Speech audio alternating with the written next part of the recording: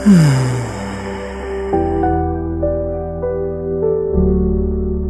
everyone. Indeed, it has been an amazing show. And I want to use this medium to thank everyone for your support, your love towards this podcast. You guys are really amazing. So today we are going to look at struggles in navigating relationship. Before we go into today's topic on this month episode, I know a lot of people are going through a lot of struggles in their relationship and in their marriages. And it has really affected the mental health, and it has also ruined a lot of people's life. This show is for you and I. What you have to do, you just have to sit down and relax, because we're going to dive into a lot of struggles in navigating relationship. Here with me, I have a mother, a marriage and relationship therapist. She is an anointed woman of God who minister with simplicity, power, and authority. She is a convener of the Relevance Women Annual Conference and the host of Time to Ignite. To crown it all, she's a devoted wife and a proud mother of 3 sons. Please welcome Mrs. Wumi Awosipaju in today's show. Thank you for having me. Thank you, Favor, for having me. God bless you. You're welcome. Indeed, it is really a great honor to bring you to this studio, you and I together podcast. All right, thank you. So, before we go into today's episode, struggles in navigating relationship. Okay, ma, I've been observing your lifestyle as a mother and together with your job. Please, can you just give us some experience? How are you coping with your job, the ministry, and with your family? Thank you, Favor. Thank you again. I will start by saying it has been God. Okay. God has been the source of my strength. I won't lie. That's the fact. It has been God. And after God, I always say it, that my husband. Okay. My husband has been my support system. He's an understandable man. He gives his full support. Anything I want to do, he give me that support. So I will say God and my husband, and even my children, they understand that if mommy is tired, I am tired. You understand? Having gone to work from morning, and you have to look at the ministry too. And sometimes I retire home tired, and I will tell them I am tired. I don't think I can enter the kitchen, and they will understand. So God, my husband, and my children. So everything is still bound back to God and my family. Thank you. Wow, I just got something from them. It's all about understanding. Yeah, it's all about understanding. Because if you don't have a man who really understands who you are, there'll be an issue. There'll be a struggle in that marriage, and together with your job, you won't be able to go further to chase your dream, to build that empire you want to build. Okay, ma, I've already observed a lot that in relationship and marriages, there is always struggle. There's always misunderstanding. So can you just tell us some of the struggles in relationship and marriages? Okay, so thank you, Favor. One of the struggles that people face in marriages and relationship, one of it is finance. Finance has contributed so many things, so many struggle that people go through in marriage and even in relationship. For example, now some ladies, if their guy does not have money, they'll say, I can't go out with a guy that is not rich. And even in marriage, so if your husband is not boxed up, you'll be complaining, especially if you're expecting that your husband should be the sole provider of the house. There might be issue. You don't have that understanding that Bible said that 2 are better than 1. So I believe we'll still get to that. But majorly finance, then the issue of trust. I think trust, that's infidelity. There is struggles, that it causes struggles in relationship and marriage too. When you don't trust your spouse, So finance and trust, majorly. Thank you. Okay. So ma, let's go deep into today's episode, struggles in navigating relationship. You talk about finance. Now in a situation where both couples or those in relationship where there is no job, and that leads to money stress. So how can couples or those in relationship keep their bond strong despite financial problems? Okay, I think somehow money has a way of influencing people's emotion, whether negatively or positively. What I mean by positively is that when you are rich, when you have money, you are happy, and when you don't have money, you are not happy. So money have a way of influencing or affecting woman's mind. Do you understand? And when you look at it, that there's a saying that women loves money, as if men do not love money. You know, women's love. I love money. I believe you too. You love money, and one of the things that money has contributed in marriage, it has really made some marriages not to be stable. Instability. I always advise those in relationship. Let me talk about those upcoming that are not married. So they should look at it from the aspect that I'm not marrying this guy because of money. Do you understand? Your love should be beyond money. You don't love a guy because of money. That's why when you enter a relationship, when you enter a marriage, when you have that understanding before you enter into marriage, that you are not entering into this courtship or marriage because of money. So when you marry and the guy does not have, maybe something happened and is not financially buoyant at that particular time, it will not affect you. Because you did not marry the man because of money. Do you understand? So I will advise that both couples, if you are married now, both couples should be financially intelligent. When you are financially intelligent, it will make you to be stable.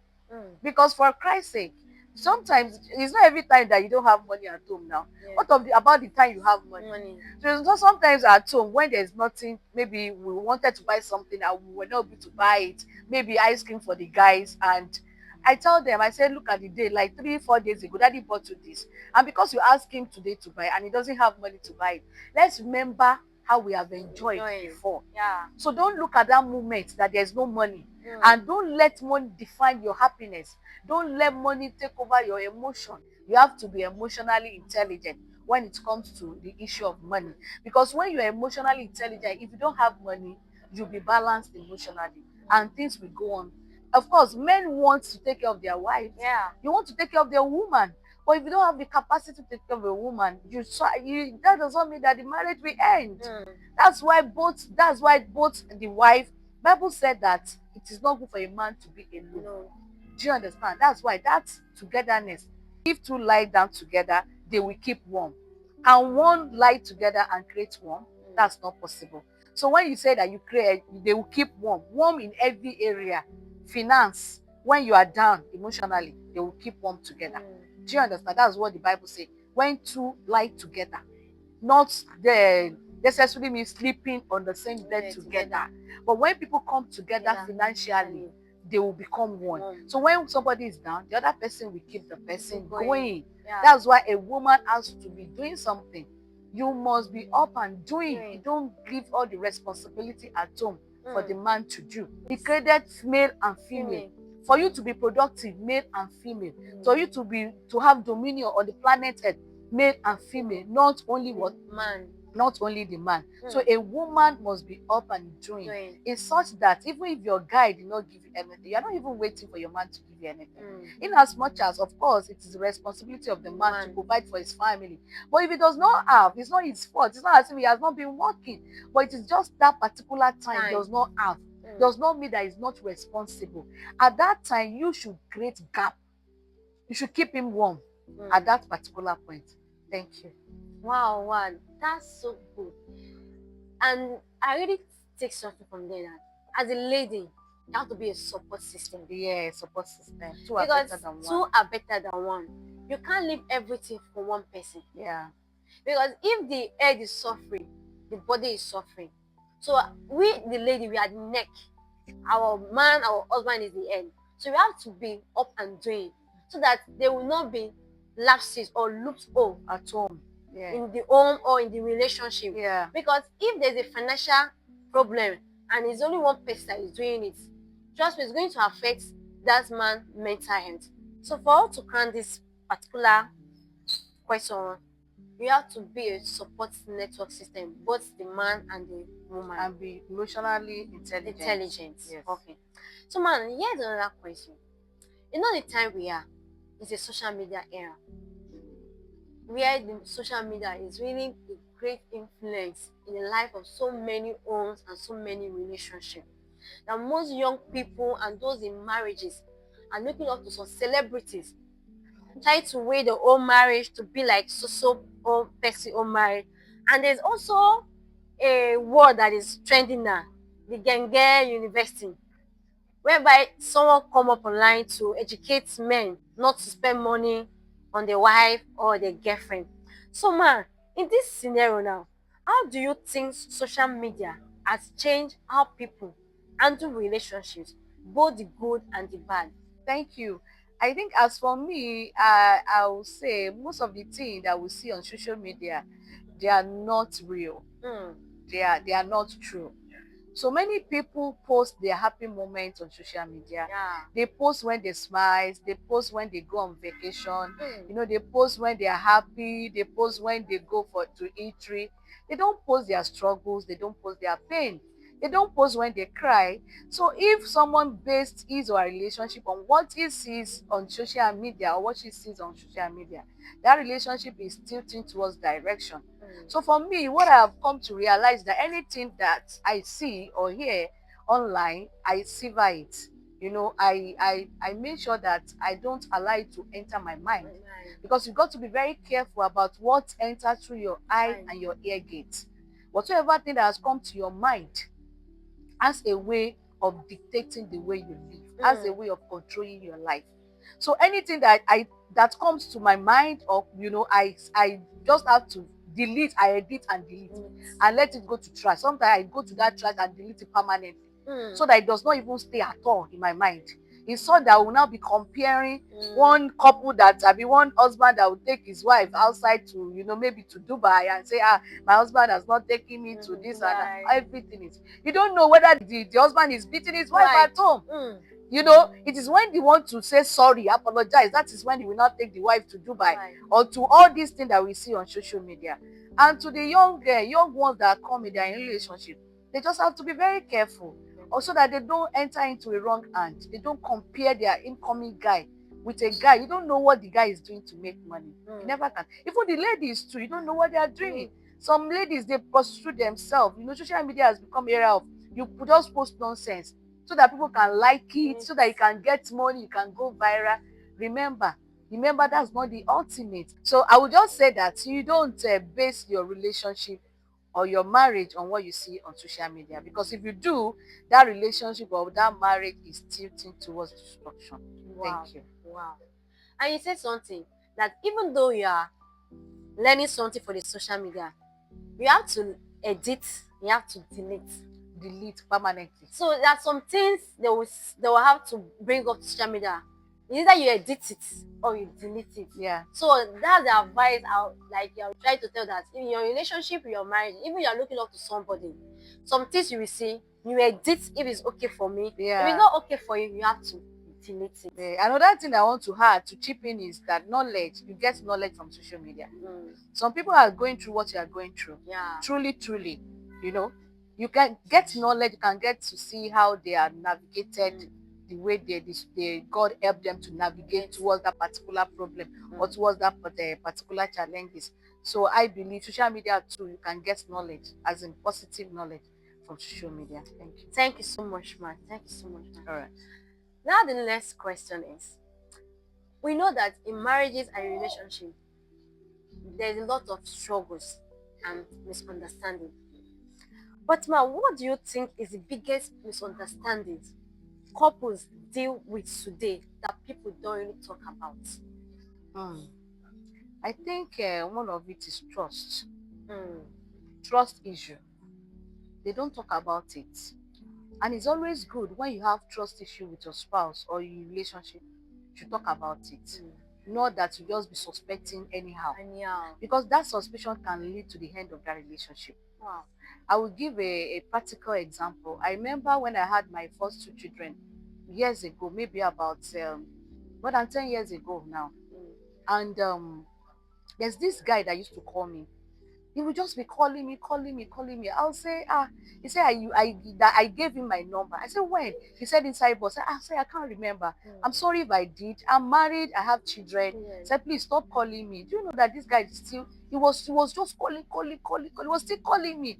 And one day I gave my phone to my sister staying with me. Then I said, please speak with this guy. Tell him that I'm married with children. She just leave me alone. My sister did called and said, please leave my sister alone. My sister is married, this and that one. You know, this guy was still calling me. So one particular day he called, and he always call at night. One particular night he called, I didn't pick the call, and my husband was praying. I was in the room, he was praying in the living room. I was in the bedroom. And he just came, he said, what happened? Why are you not picking your call? I said, I don't know this guy. He has just been disturbing me. And I gave him the phone. He said, bring the phone. I gave him the phone. And I lied down the bed because I know I don't have any issue. Yeah. So he went to the living room and I saw him, I heard him speaking with the guy. He said, okay, this is my wife.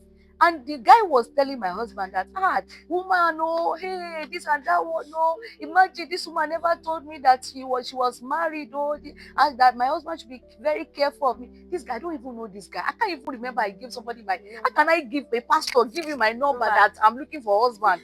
And my husband told you, okay, she's married, please leave her alone. So when I got to work the following day, I told my colleague and I called him. In fact, I cursed him. I said, I'm giving you 7 days. If you did not repent, God will struck you then. Do you know that on Sunday, before the 7 days, on Sunday we came back from church and the guy called. And when he was calling, I told my husband, it's the same guy that was calling you. And one of our friends was there. And we narrated the thing. So that one picked the call. And he said, do you know what he said? He was not begging.